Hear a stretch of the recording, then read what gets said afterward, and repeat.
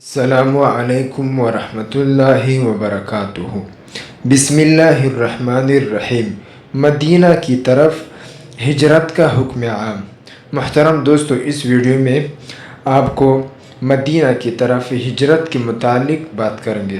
محترم دوستو، واقعہ یہ ہے کہ عقبہ ثانیہ کی بیعت کے بعد قریش کے مظالم نے مسلمانوں کے لیے مکہ کی رہائش غیر ممکن بنا دی، جس کا اندازہ کرنے کے لیے ذیل کے واقعات کافی ہے۔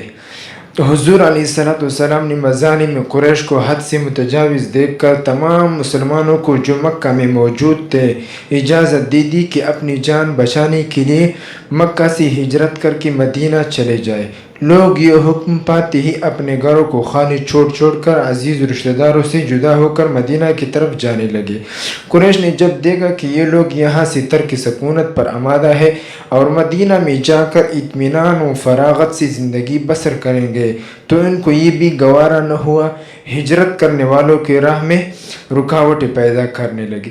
سیدنا ام سلمہ رضی اللہ عنہ کہتی ہے کہ میرے شوہر ابو سلمہ رضی اللہ عنہ نے ہجرت کا ارادہ کیا، مجھ کو اونٹ پر بٹھایا، میری گود میں میرا چھوٹا بچہ سلمہ تھا۔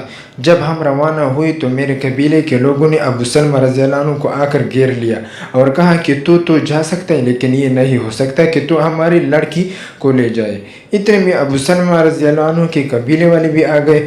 انہوں نے کہا کہ یہ نہیں جاتی تو بچہ ہمارے قبیلے کا بچہ ہے، اسے تم لوگ نہیں لے جا سکتے۔ چنانچہ بنو عبد الاسد تو بچہ کو چین کے لیے گئے اور بنو مغیرہ ام سلمہ رضی اللہ عنہ کو لے گئے اور ابو سلمہ رضی اللہ عنہ تنہا مدینے کو چلے گئے۔ ام سلمہ رضی اللہ عنہ سے خاوند اور بچہ دونوں جدا ہو گئے اور ابو سلمہ رضی اللہ عنہ سے اپنی بیوی اور بچے دونوں جدا ہو گئے اور وہ تنہا ہجرت کر کے ثواب حاصل کیا۔ سیدنا صہیب رضی اللہ عنہ جب مکہ سے جانے لگے تو ان کا تمام مال و اسباب مکہ والوں نے چھین لیا اور ہزاروں روپے کا مال و زر چھین کر بیک بینی و دو گوش میں مدینہ کی طرف جانے دیا۔ سیدنا ہشام بن عاص رضی اللہ عنہ نے ہجرت کا ارادہ کیا۔ مشرکین کو خبر ہو گئی، انہوں نے سیدنا ہشام رضی اللہ عنہ کو پکڑ کر قید کر دیا اور قسم کی تکلیفیں پہنچائی۔ سیدنا عیاش رضی اللہ عنہ ہجرت کر کے مدینہ جا پہنچے تھے، ان کے پیچھے وہیں پہنچا اور دھوکہ دے کر مکہ میں لایا اور یہاں لا کر قید کر دیا۔ غرض اس قسم کے رکاوٹوں کے باوجود ایک دو کر کے بہت سے مسلمان ہجرت کر کے مدینہ میں پہنچ گئے۔ وہاں یہ تمام مہاجرین مدینہ کے مسلمانوں کے مہمان تھے۔ مکہ سے آئے ہوئے ان مہمانوں کا نام مہاجرین اور مدینہ منورہ کے باشندوں یعنی میزبانوں کا نام انصار مشہور ہوا۔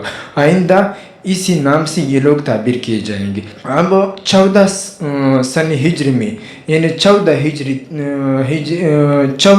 نبوی شروع ہو گیا تھا۔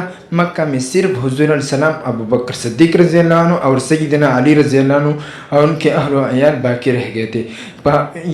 یا چند نہایت ہی کمزور اور ضعیف لوگ جو ہجرت کی طاقت نہ رکھتے تھے باقی تھے، ورنہ تمام مسلمان مکہ سے ہجرت کر چکے تھے اور مکہ میں بہت سے گھر جن میں مسلمان آباد تھے خالی پڑے ہوئے تھے۔